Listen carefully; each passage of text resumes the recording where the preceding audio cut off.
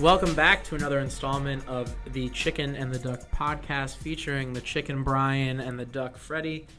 What we're going to be doing today, over the past week, you guys have been looking into the impact that zoos have on the lives of animals. So we're going to have a free-flowing discussion where you talk about some of the research and information that you were able to gather during this week and kind of talk about your opinions that you have on the impact of zoos and the facts that you have to support them. I think it'd be fitting to start this discussion off with you guys explaining your first trip to the zoo and maybe your first impressions that you had when you went to the zoo for the first time. The first time I went to a zoo would be this year. I went to the Philadelphia Zoo. When I entered the zoo, it was humongous, gorgeous, and overall amazing. The animals were thrilling to see up close. Some animals are extremely exotic, and I actually haven't even thought I would see them there. But I have, and I don't regret anything. I don't regret going there. It was overall amazing. The first time I went to a zoo was in third grade. I'm not really sure what the zoo was named because that was like a pretty long time ago. And when I went there, I saw the animals up close. I felt great. But the other part of me felt sad because just imagine being taken away from your family just like that, from humans, and just going to a place where you don't even know where you're at. So you guys talk about seeing different animals up close and in person. Are there any animals in particular that you were amazed at seeing in person? So for me, whenever I've gone to zoos or aquariums, it's always interesting to see some of the bigger animals. So the big cats, like the lions, the tigers, up close. It's really cool to see.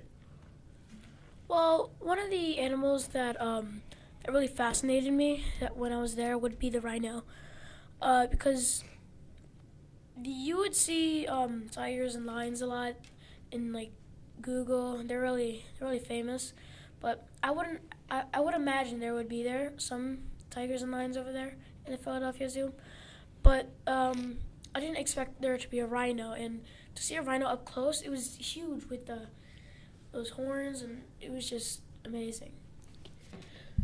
The animal that fascinated me was a cheetah because I've read a little bit about the cheetah, and I've learned that when the cheetah's trying to make a hard turn to get its predator, it uses its own tail so it's able to turn really hard and be able to catch its prey.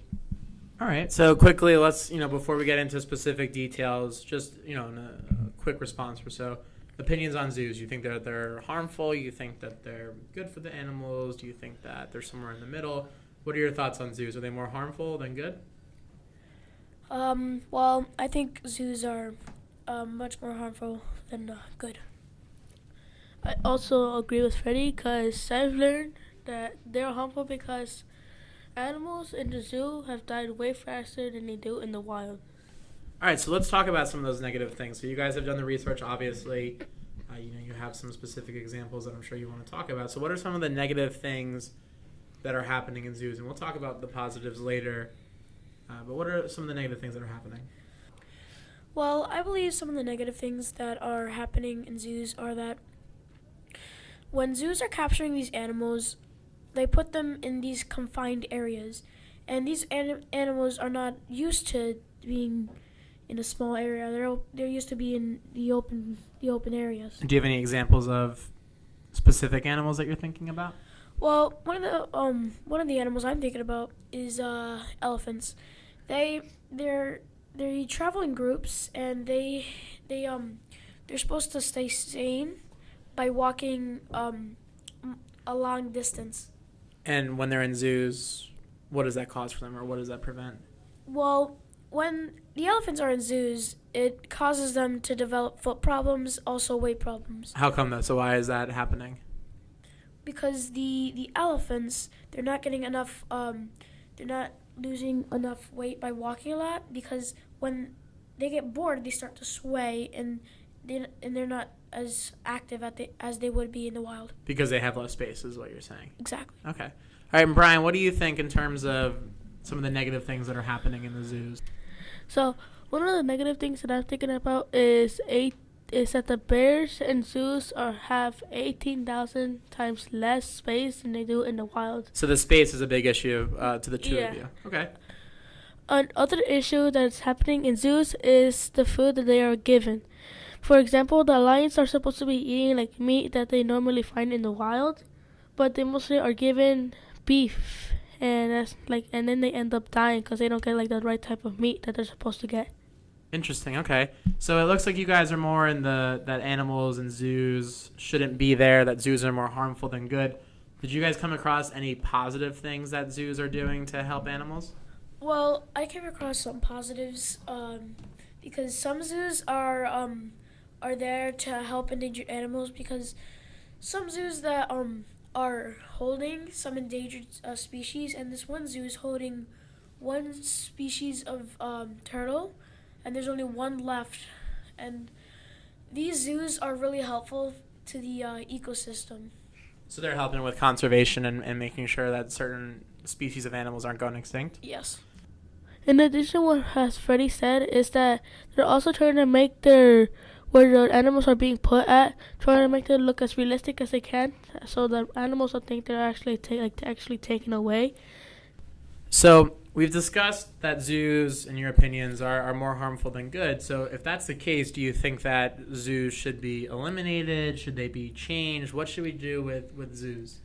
Well, in my opinion, I don't think we should entirely take down zoos, but more like change them. We should only use zoos for animals that are endangered, and not for entertainment purposes. Because when we are getting entertained, it's causing a lot of health issues for the animals. So you're talking more about like having preserves instead of zoos. So in like Africa, for example, they have places where lions and elephants have these large spaces to roam, but they're still supervised by, veterinarians and other animal care providers. Yes, that's exactly what I mean.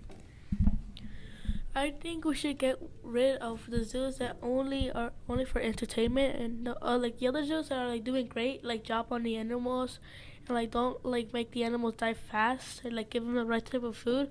We can't eliminate those. Those are like fine. I'm fine with those. But the ones that are like bad, like just for entertainment and all that, like don't give them the right type of food.